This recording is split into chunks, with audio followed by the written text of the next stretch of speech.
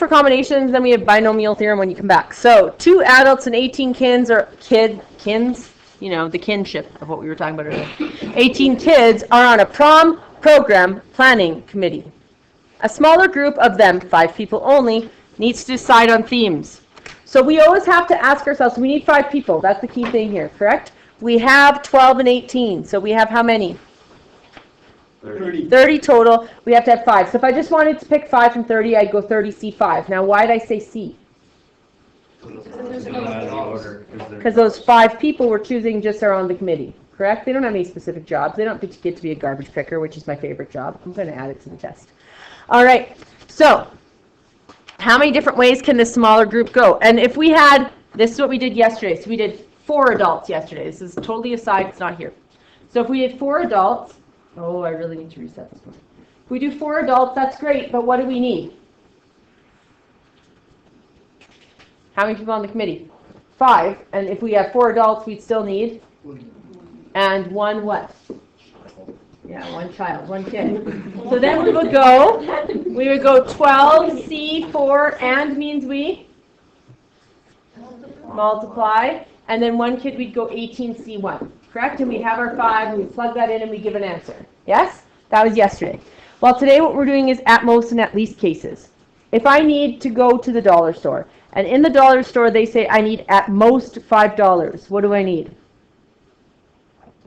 $5 or less.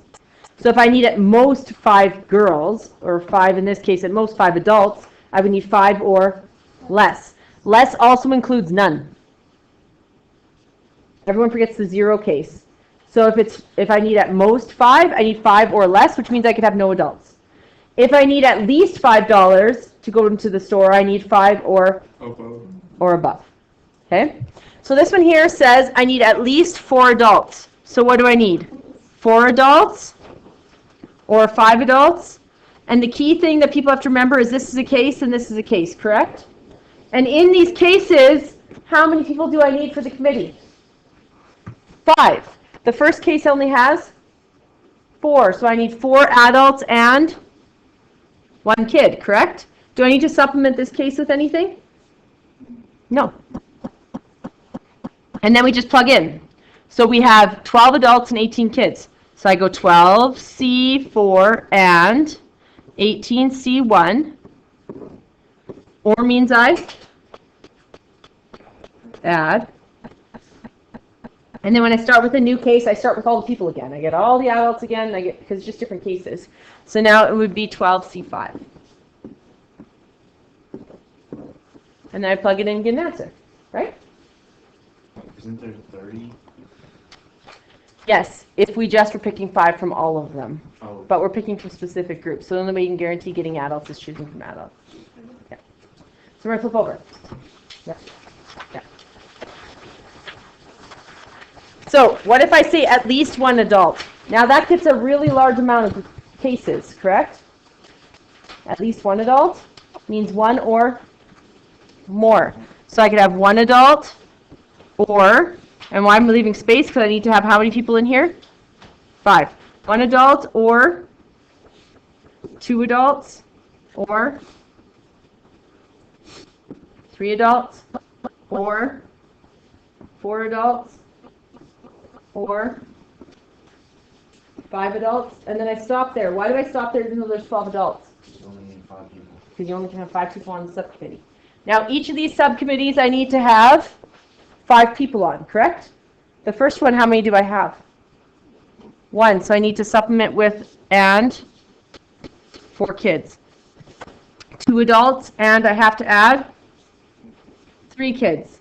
3 adults, and I have to add 2 kids.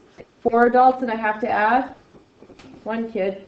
And then the 5 adults, we're good. I could add 0 kids. It's not going to change anything. It's just going to make you multiply by 1. Because 0 kids would be 18C0, and 18C0 is 1. So you could put 0 here if you wanted to. So this is a long drawn-out one. I'd have to go 12C1 times 18C4 plus 12C2 times 18C3 plus 12C3 times 18C2 plus 12C4 times 18C1 plus 12C5. And I would type that in and I'd get an answer. Now, once you have a ton of cases, there is also the other way. So this is the method one, is just do it sheerly for what it is. At least one case means 1, 2, 3, 4, 5. At least one adult story is 1, 2, 3, 4, 5. So you do it that way. Or, instead of that, if there's a ton of cases, we could do the complement. What's the complement of at least one adult? What's the opposite of at least one adult?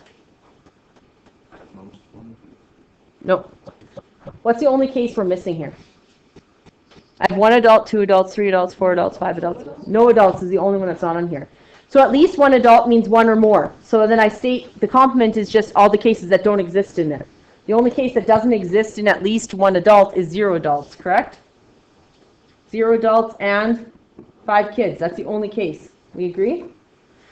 So if I find the total no restrictions and I subtract off the cases that don't exist, I have the same answer. So total no restrictions, how many people were there? 30. And I choose 5. That's the absolute largest amount, largest group of people I could pick 5 from all of the people, correct? That's all the cases maximum. And then I subtract off the cases that don't fit in this, which is 0 adults and 5 kids, which is, how do I represent that? 18C. 18C5. And if I just minus that, I actually have the exact same answer as this awful case up above. Right?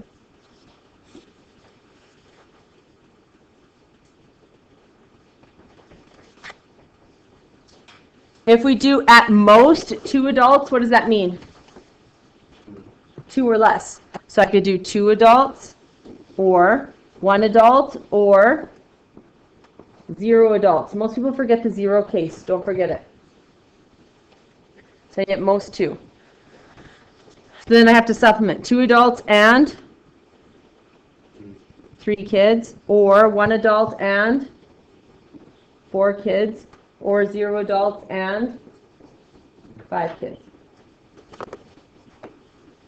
So I would go 12C2 times 18C3 plus 12C1 times 18C4 plus 18C5, technically.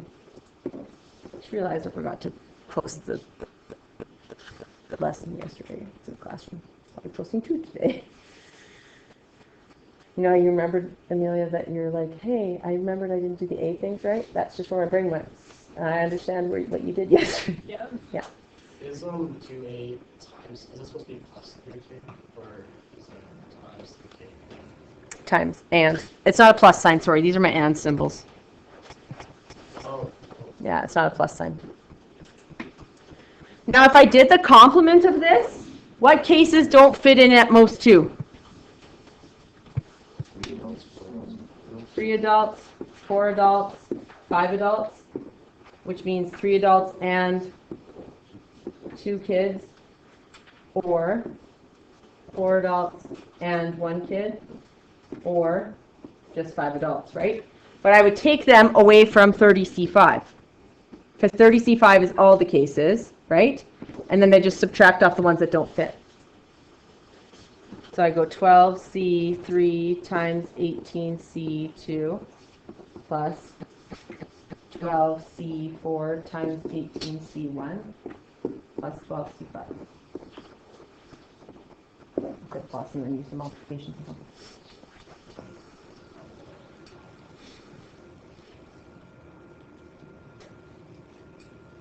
And then remember, your homework is just what follows. At the very back, I gave it to you yesterday. I showed it to you yesterday.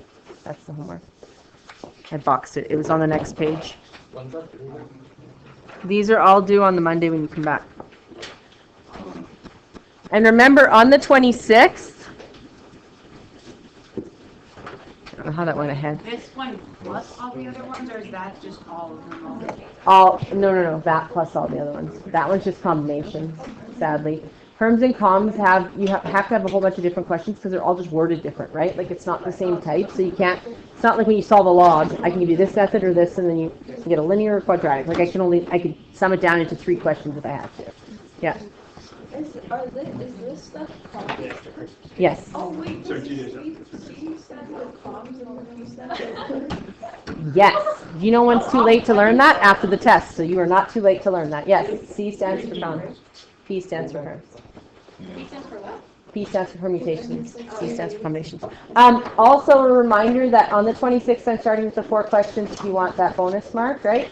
Of the 4 questions, my plan is to have one of them be a perms comms question. Because I didn't get to daily quiz you really in them because we were reviewing logs and exponentials. That's kind of my way of daily quizzing you before you come back. So 1 question out of the 4 will be a perms and comms question.